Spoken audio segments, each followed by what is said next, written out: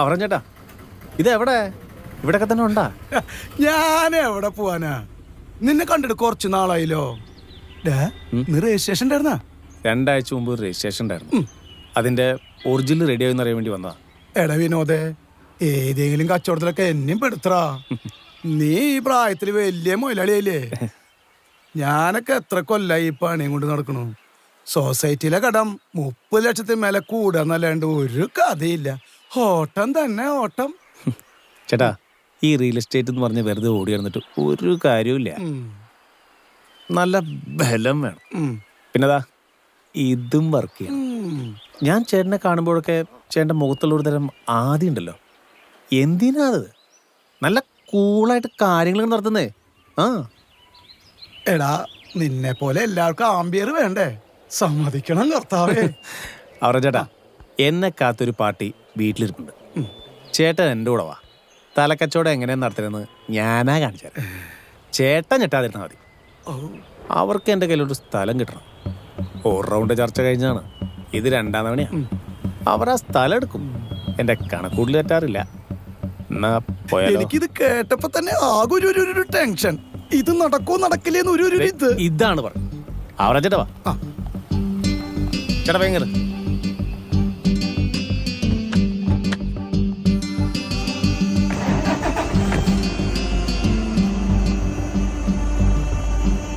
വിനോദേ, ഒരു തുള്ളി ഉണ്ടാവോ കഴിക്കാൻ? ഇതിലിങ്ങനെ ഒരു പരിപാടി ഇല്ല ചേട്ടാ. ടെൻഷൻ മാറാനാണേ. പുണ്യാളാ, നീ തന്നെ ശരണം.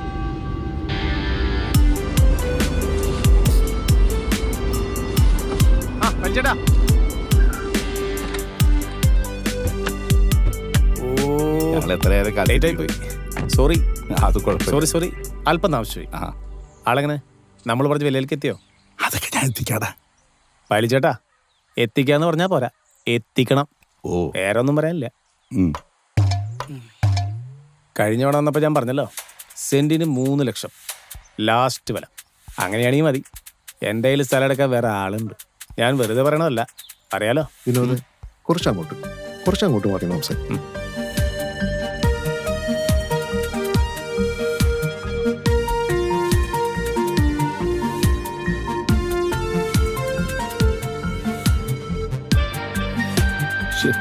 എന്റെ വിനോദ്, 2 പ്രാവശ്യമായില്ലേ വരുന്നു.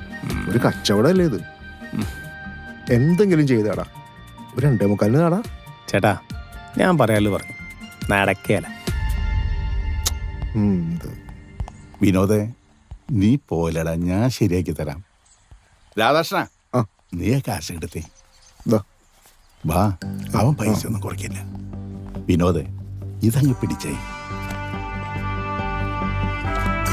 ഓക്കെ ഇപ്പോ ഓക്കെ. എന്റെ പൊന്നു വിനോദേ, നിന്നെ സമ്മതിക്കണം. എന്താ ഒരു പെർഫോമൻസ്! കച്ചവടം കഴിഞ്ഞൂലേ? കഴിഞ്ഞിട്ടില്ല, തുടങ്ങാൻ പോണേ ഉള്ളൂ. ഇനിയാണ് അവറാൻ ചേട്ടൻ്റെ പണി. എനിക്കോ? എനിക്കെന്ത് പണി? അവറാൻ ചേട്ടൻ സ്ഥലം വിറ്റതല്ലേ കണ്ടുള്ളൂ, പക്ഷെ സ്ഥലം വാങ്ങണ്ടേ? മനസ്സിലായില്ല വിനോദേ. മനസ്സിലാക്കി തരാം. ഓസ്ട്രേലിയയിലുള്ള കുരുവിളിച്ചേട്ടന്റെ മേക്കാടുള്ള 1.5 ഏക്കർ സ്ഥലം നമ്മൾ സെന്റിന് 3 ലക്ഷം രൂപയ്ക്ക് വിറ്റു. പക്ഷേ സത്യത്തിൽ ഞാൻ കുരുവിളിച്ചേട്ടന്റെ സ്ഥലം വാങ്ങിയിട്ടില്ല. അല്ല, അപ്പോ വാങ്ങാതെ എങ്ങനെയായി? അതാണ്, ആ സ്ഥലം വാങ്ങിത്തരലാണ് ചേട്ടന്റെ പണി. ആ സ്ഥലം സെന്റിന് 2 ലക്ഷം രൂപ എന്തായാലും കിട്ടും. പക്ഷെ ചേട്ടൻ അത് 2 ലക്ഷം രൂപയ്ക്ക് ചോദിക്കണം. കുരുവിളച്ചേട്ടൻ പുള്ളിയുടെ അനിയൻ പോളിനാണ് കാര്യങ്ങൾ പോള് പട്ടാളത്തിന്റെ ആളല്ലേ? അതാണ്. ഞാനറിയും, 2 ആളെയും ഞാൻ അറിയും. ചേട്ടൻ വിചാരിച്ച കാര്യങ്ങൾ നടക്കും. പിന്നെ ചേട്ടൻ ഇത് നടത്തിയ വലിയൊരു കമ്മീഷൻ തുക കൂടാതെ ചേട്ടന്റെ ലോണുള്ള വീട് വേറൊരു പാർട്ടിനെ കൊണ്ട് ഞാൻ അടുപ്പിച്ചോളാം. ഞാൻ നാളെ 4 മണിക്ക് ചേട്ടന്റെ വീട്ടിൽ വരും. പിടിച്ചോ. വിലയുടെ കാര്യം സെറ്റിലായാൽ ടോക്കൺ കൊടുക്കാനുള്ള പൈസയാ. എല്ലാം ചേട്ടന്റെ കഴിവ് പോലെ ഇരിക്കും. ഓക്കെ, നാളെ 4 മണിക്ക്. എന്റെ കണക്കേറ്റിക്കരുത്. എന്നെ കൊല്ലേ. ടെൻഷനായല്ലോ ദൈവമേ. എനിക്കിപ്പോ കച്ചവടം നടത്താൻ പറ്റുമോ? പറ്റും. വിനോദേ ഒരു ചെറുതിരിപ്പുണ്ട, ആകെ ഒരു ടെൻഷൻ. ധൈര്യത്തിനാടാ. ചേട്ടാ അത് കാര്യം നടക്കട്ടെ, എന്നിട്ട് ചെറുതല്ല നമുക്ക് വലുതാക്കാം. ദൈവമേ, എനിക്ക് 2 രൂപയ്ക്ക് മേടിച്ചെടുക്കാൻ പറ്റണേ. ഓ.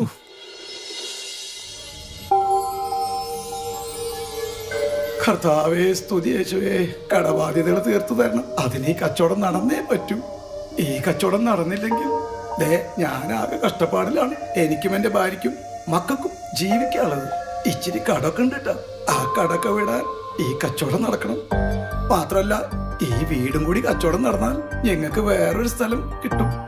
അതോടെ കടവും വീടും. അതുകൊണ്ട് അങ്ങ് ഈ കച്ചവടം നടത്തി തരണം.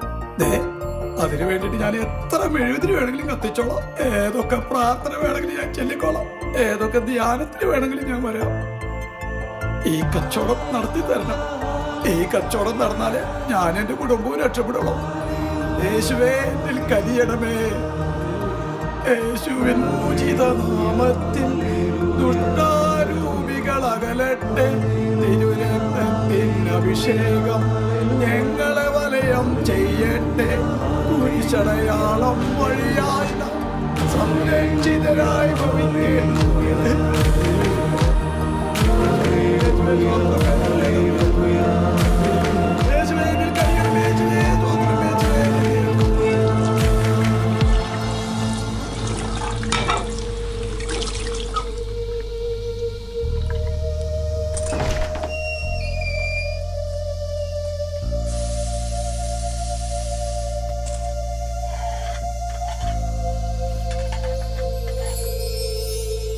എടി റോസേ, എടി റോസേ. എന്താ മനുഷ്യ? ഇന്നൊരു സംഭവം ഉണ്ടായി. അതാ ഞാൻ വന്നപാടെ പ്രാർത്ഥിക്കാൻ പോയത്. നമ്മടെ വിനോദിന്റെ ഒരു കാര്യം ഏൽപ്പിച്ചിട്ടുണ്ട്. ഓസ്ട്രേലിയ കിടക്കുന്ന കുരുവിളച്ചേട്ടന്റെ സ്ഥലം അതാ അവന്റെ എന്ന് പറഞ്ഞിട്ടേ ഒരാൾക്ക് വിറ്റു. സെന്റിന് 3 ലക്ഷം ഉറുപ്പിക്ക്. എന്താ അവന്റെ ഒരു ധൈര്യം. അത് ഞാനൊരു 2-2.25 ലക്ഷത്തിനോ മേടിച്ചു കൊടുത്താ എനിക്ക് നല്ലൊരു കമ്മീഷൻ കിട്ടും. പിന്നെ ഒരു സന്തോഷ വാർത്ത, ഈ വീടും പറമ്പും അവൻ വേറെ ആളെ കൊണ്ട് കച്ചവടം ചെയ്യിക്കാന്ന് പറഞ്ഞിട്ടുണ്ട്. എന്താ എനിക്ക് ഇങ്ങനെ ഒരു ബുദ്ധി തോന്നാഞ്ഞേ? അങ്ങനെയാണുങ്ങള്. അല്ലാതെ ചേട്ടനെ പോലെ 24 മണിക്കൂർ ടെൻഷൻ ടെൻഷൻ എന്ന് പറഞ്ഞ് നടക്കല്ലേ വേണ്ടത്. ചേട്ടന് ഇതുപോലെ ധൈര്യമായിട്ട് കാര്യങ്ങൾ ചെയ്യണം. എന്നാൽ ആ വിനോദിനെ സമ്മതിക്കണം. എന്താ ഒരു ധൈര്യം. എന്തായാലും ഞാൻ ഈ കച്ചവടം നടത്തും. നടത്തും. അതെങ്ങനെയാ? ഏത് നേരം മെഴുകുതിരിയും കത്തിച്ചു വെച്ച് പ്രാർത്ഥനയാ. അത് കഴിയുമ്പോ മൂക്കറ്റ് കള്ളൂടിയും പിന്നെ കൊഴഞ്ഞൊരു പരുവത്തിലാവും. പിന്നെ എവിടെന്നാ നിങ്ങക്ക് സമയം? എന്നെ കൊണ്ടൊന്ന് പറയിക്കരുത്. നീ പോടി, ഞാൻ ഈ കച്ചവടം നടത്തും. അമ്മ പറഞ്ഞാൽ എന്താ തെറ്റ്? എനിക്കൊരു ലാപ്ടോപ്പ് വേണമെന്ന് പറഞ്ഞിട്ട് എത്ര നാളായി. അപ്പ കള്ളുടിച്ച് കളഞ്ഞ കാശുണ്ടായിരുന്നെങ്കിൽ എനിക്ക് എത്ര ലാപ്ടോപ്പ് വാങ്ങിക്കായിരുന്നു. എനിക്ക് പഠിക്കണമെങ്കിൽ ലാപ്ടോപ്പ് വേണം. കുറച്ച് വെള്ളം എടുത്തേ കുടിക്കാൻ. കുടിക്ക്. മോളെ, വിനോദ് പറഞ്ഞ കച്ചവടം നടന്ന മോൾക്ക് പപ്പ ലാപ്ടോപ്പ് മേടിച്ച് തരും. അത് 1 അല്ല 2, 2 എണ്ണം.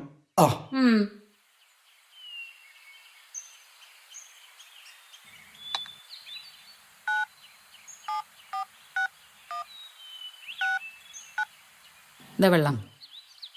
പിന്നെ ഒരു കാര്യം, കാലത്ത് സൊസൈറ്റിയിൽ നിന്ന് വിളിച്ചിരുന്നു. നാളെ 10 മണിക്ക് ചെന്നില്ലെങ്കിൽ നടപടിയിലേക്ക് കിടക്കുന്നാ പറഞ്ഞേ. നിങ്ങൾ പല പ്രാവശ്യം വിളിച്ച് സൂചിപ്പിച്ചു എന്ന് അവർ പറഞ്ഞുല്ലോ. എന്നിട്ട് പൈസ കൊണ്ട് അടച്ചില്ല എന്ന് പറഞ്ഞു. ആ ബാങ്കിലേക്ക് ഒന്ന് തിരിച്ചു വിളിക്കെങ്കിലും ചെയ്തൂടെ നിങ്ങക്ക്? അല്ലി തന്നെ 100 കൂട്ടം പ്രശ്നങ്ങൾ ഈ വീട്ടില്. അതിൻ്റെ കൂടി ഇതും. ഇനിയിപ്പോ ഇതിന്റെ ഒരു കുറവും കൂടെ ഉള്ളൂ.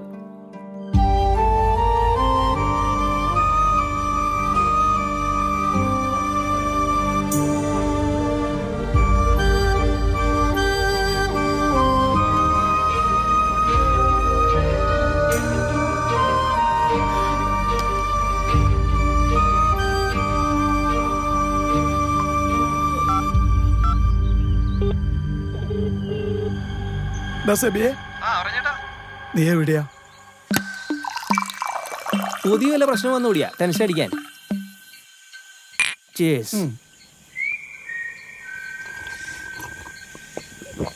എന്റെ സെബിയെ, ഞാൻ വീട്ടില് സമാധാനത്തിന് നേരന്താ. അപ്പൊ പെണ്ണുമ്പള്ള അതും ഇതും പറഞ്ഞ എന്നെ ടെൻഷനാക്കി. സൊസൈറ്റിന്ന് വിളിച്ചിരുന്നു നാളെ കാലത്ത് 10 മണിക്ക് ചെല്ലണം എന്നൊക്കെ പറഞ്ഞു. ഇന്ത്യയിലെ വിടുന്നറ കാശ് ഇതിപ്പോ അടച്ചില്ലെങ്കിൽ വല്ല കുഴപ്പാവോ? ചേട്ടന് വേറെ പണിയൊന്നുമില്ലേ? അതൊക്കെ എങ്ങനെ വിളിക്കും? എന്തെങ്കിലും പ്രശ്നം ഉണ്ടെങ്കിൽ പറഞ്ഞാൽ മതി. നമ്മുടെ സൊസൈറ്റിയുടെ പ്രസിഡന്റ് ആരാ? നമ്മുടെ ജോർജ് ഏട്ടൻ. നമുക്ക് പറയാന്നേ, നമുക്ക് സെറ്റിലാക്കാന്ന്. ചേട്ടൻ ടെൻഷൻ അടിക്കാണ്ടിരിക്കേ. എടാ സെബിയെ, നാളെ എനിക്കൊരു കച്ചവടമുണ്ട്. മറ്റൂരുള്ള നമ്മുടെ വിനോദില്ലേ, അവൻ പറഞ്ഞിട്ടാ അതടിച്ച എന്റെ പൊന്നു സെബി ഞാൻ കലക്കും. കമ്മീഷൻ 5 ലക്ഷം. പിന്നെ എന്റെ വീട് സ്ഥലവും അവൻ വിറ്റാരാന്ന് പറഞ്ഞിട്ടുണ്ട്. ഓ ഞാൻ രക്ഷപ്പെടുന്നുണ്ട് സെബിയെ. അല്ല, ഈ വിനോദ് എന്ന് പറഞ്ഞ അവനാണ് പുതിയ റിയൽ എസ്റ്റേറ്റ് മുതലാളി. ആള് പുല്ലിയ. എന്റെ അമ്മോ, ഞാനൊക്കെ എന്ത് 20 കൊല്ലായിട ഞാൻ ഈ കച്ചവടം നടത്താൻ തുടങ്ങിയിട്ട്. എന്നിട്ട് എന്താ കാര്യം കിട്ടിയേ? സൊസൈറ്റിയില് 30 ലക്ഷം കടം. അതാണ് ആകെ ഉണ്ടായ സമ്പാദ്യം.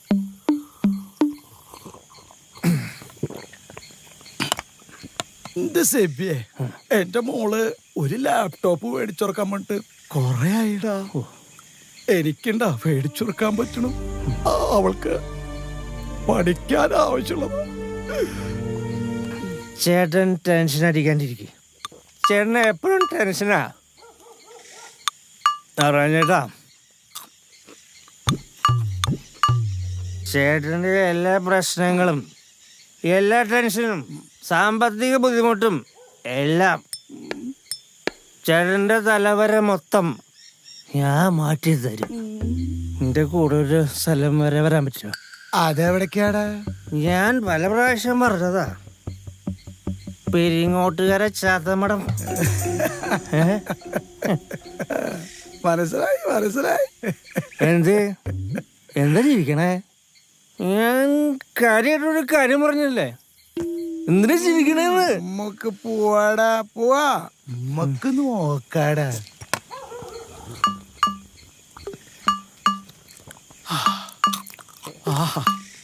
നല്ലൊരു സുഖായി.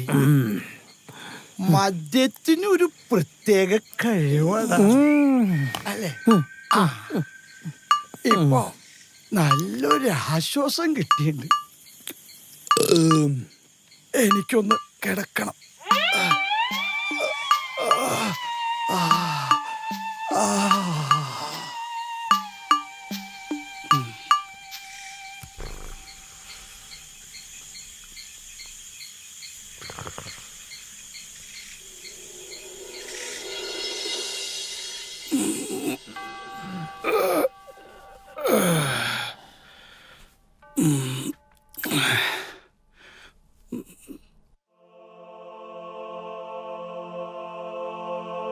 യേശുവേ, ഞാനെന്തൊരു കച്ചവടത്തിന് പോകണം. ആ കച്ചവടം ഒന്ന് നടത്തി തരണമേ. കച്ചവടം നടത്തി തന്നാലേ എന്റെ ഭാഗ്യവും കടങ്ങളും മായങ്ങളും തീരുള്ളൂ. യേശുവേ, യേശുവേ അങ്ങേ സ്തുതിക്കുന്നു. യേശുവേ സ്തുതിക്കുന്നു, സ്തുതിക്കുന്നു, സ്തുതിക്കുന്നു, സ്തുതിക്കുന്നു. യേശുവേ അങ്ങേ ഞാൻ സ്തുതിക്കുന്നു. ഹല്ലേലൂയ യേശുവേ, hallelujah, hallelujah, hallelujah, hallelujah, hallelujah, hallelujah. യേശുവേ എന്റെ പ്രാർത്ഥന കേട്ട് ഇന്ന് കാലത്ത് ഞാൻ കച്ചവടത്തിന് പോകണം. ആ കച്ചവടം നടത്തി തരുവാൻ എനിക്ക് അനുഗ്രഹിക്കണമേ. അനുഗ്രഹിക്കണമേ കുടുംബത്തെ.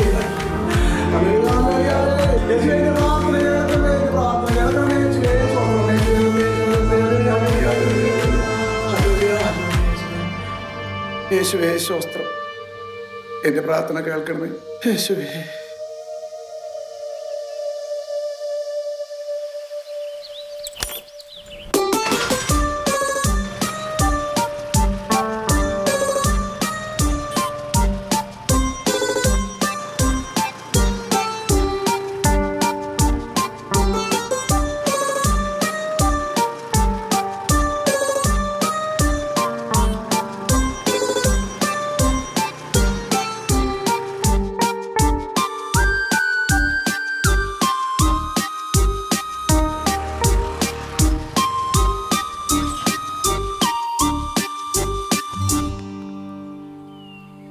ആ പോളേട്ടാ വാ സുഖല്ലേ? ഇരിക്കി. പിന്നെ എന്നാ വന്നേ? കുറച്ച് നാളായി. ഉഷാറല്ലേ? ആ ഉഷ.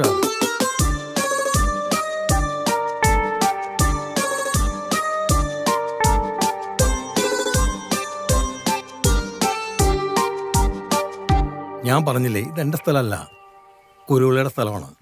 അഥവാ 3 ലക്ഷത്തിൽ കുറച്ച് തരില്ല എന്ന് പറഞ്ഞാൽ ഞാൻ എന്ത് ചെയ്യും? അത് എന്ത് വർത്താനാ? ഞാൻ 3 മാസം മുമ്പ് വന്നപ്പോ വരെ എങ്ങനെയും 2 റുപ്യക്ക് വിറ്റ് താടാന്നൊക്കെ പറഞ്ഞില്ലേ എന്നോട്? അതൊക്കെ ശരിയാ, അന്ന് 2 ലക്ഷത്തിന് വിറ്റ് തരാൻ പറഞ്ഞിട്ടുണ്ടായിരുന്നു. പക്ഷെ ഇപ്പൊ അവൻ പറഞ്ഞ 3 ലക്ഷത്തിന് കൊടുക്കാൻ പറ്റുള്ളൂ. എന്നെ കൊണ്ട് എന്ത് ചെയ്യാൻ പറ്റും? അല്ല ഒന്നും കൂടി ഒന്ന് ഫോൺ ചെയ്ത്. എത്ര പറഞ്ഞാലും നിനക്ക് മനസ്സിലാവില്ലേ? ഞാൻ നിന്നോട് പറഞ്ഞില്ലേ ഞാൻ നിസ്സഹായനാണ്. എന്ത് വർത്താന പോളേട്ട പറയണേ? ഇത്രയും കാലം എന്നോട് പറഞ്ഞു 2 റുപ്യക്ക് കൊടുത്തോന്ന്. ഇപ്പൊ പറയണു 3 റുപ്യ വേണമെന്ന്. ദേ നോക്കിയേ, എല്ലാറ്റിനും ഒരു മര്യാദ വേണം. അതുപോലെ എന്താ കാര്യം? അതെ, ഇപ്പൊ 2-നില്ലെങ്കിലും ഒരു 2.25 ഉറപ്പിക്കേ, അല്ലെങ്കിൽ ഞാൻ പെട്ടുപോകും. അതുകൊണ്ടാ. അവരാനെ ഞാൻ പറയാനുള്ളത് പറഞ്ഞു കഴിഞ്ഞു. 3 താഴെ കൊടുക്കണ്ടെന്ന കുരുവിള എന്നോട് പറഞ്ഞേക്കണേ. എനിക്ക് ഇതിനകത്തൊന്നും ചെയ്യാനില്ല. എന്നോട് ഈ ചതി വേണ്ടായിരുന്നു.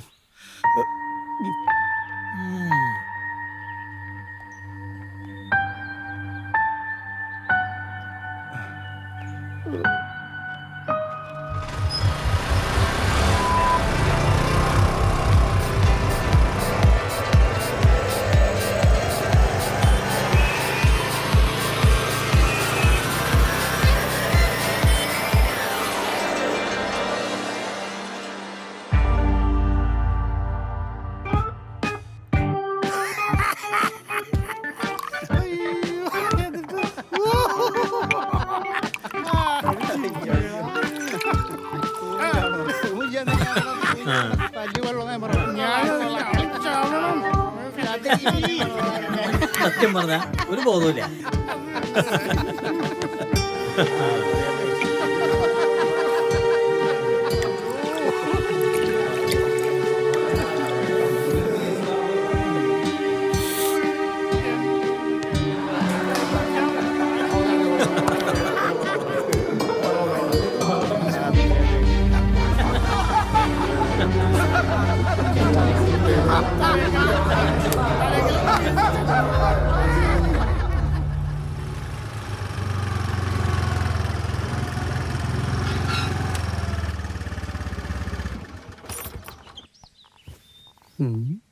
എന്താ മോനെ?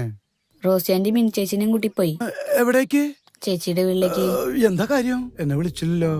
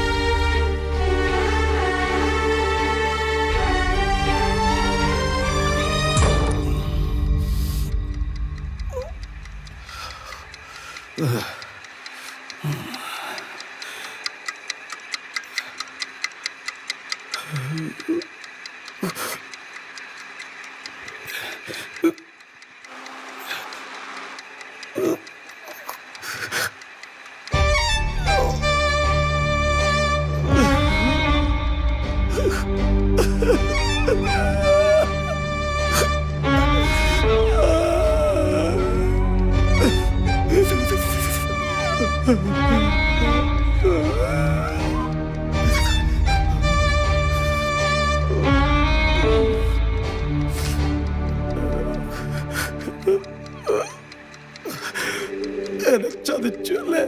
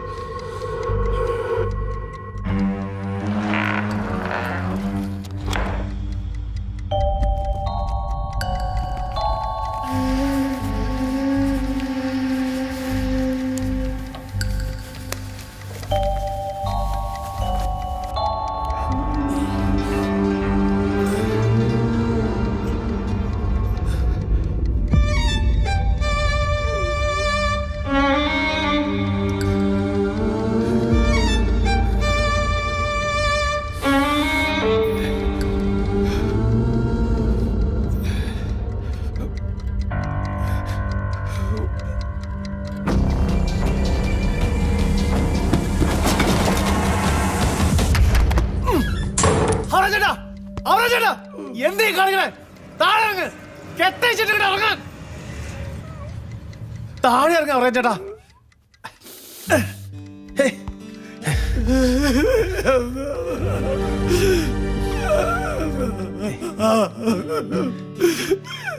പറഞ്ഞേട്ടാ. എടാ വിനോദേ, എനിക്ക് മാത്രം എന്താണ് ഇങ്ങനെ?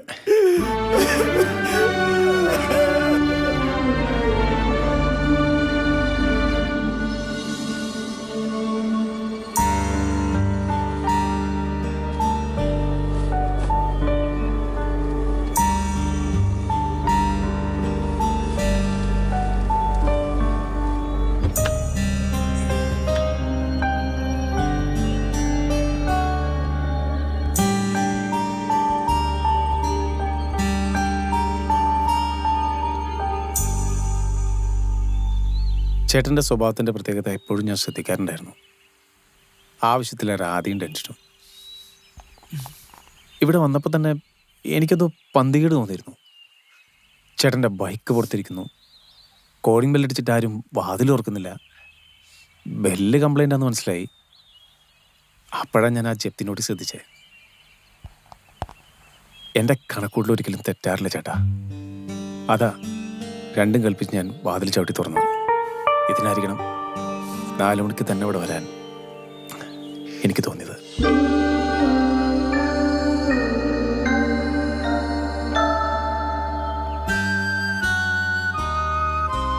അവറഞ്ഞേട്ടാ, അമിതമായിട്ടുള്ള ടെൻഷനും ആദ്യം നിന്ന് രക്ഷപ്പെടാൻ ചേട്ടൻ ഉപയോഗിച്ചിരുന്ന 2 വിദ്യകളാണ് മദ്യപാനവും ഈ അമിത ഭക്തിയും. ഒട്ടുമിക്ക ആൾക്കാരും ഇങ്ങനെയുള്ള പ്രശ്നങ്ങളിൽ ആശ്വാസം ലഭിക്കാൻ ഏതെങ്കിലും ഒരു ലഹരിയിൽ അഭയം തേടും. മദ്യപാനം, കഞ്ചാവ്, അങ്ങനെ ഓരോ വഴികൾ.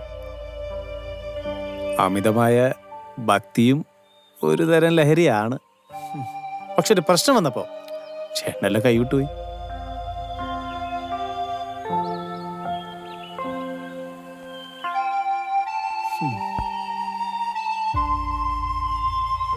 ചേട്ടാ, ശരീരത്തിന് രോഗം വരുന്ന പോലെ തന്നെയാണ് മനസ്സിന് സംഭവിക്കുന്നത്.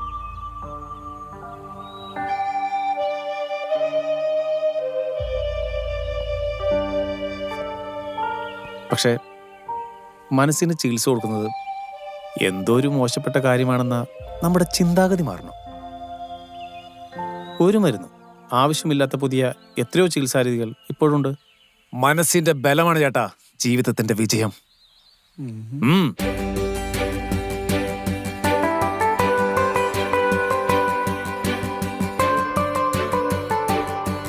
ചേട്ടാ,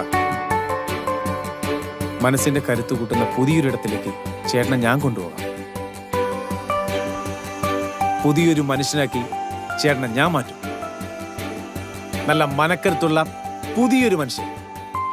കേറിയേട്ടാ.